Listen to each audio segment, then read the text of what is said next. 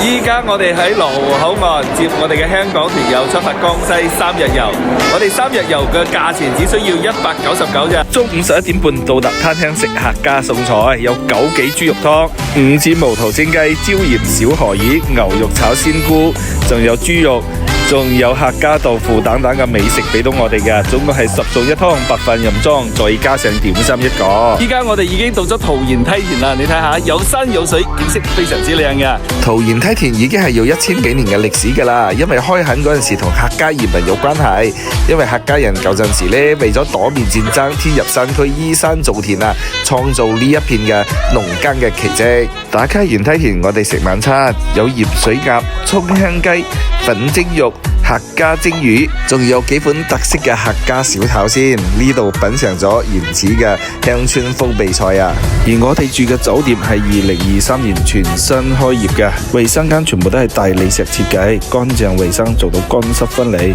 房間嘅話，被鋪全部都係非常之新淨嘅。咁靚嘅酒店，咁靚嘅餐食，咁靚嘅風景，只需要199咋，大家有冇醒嚟㗎？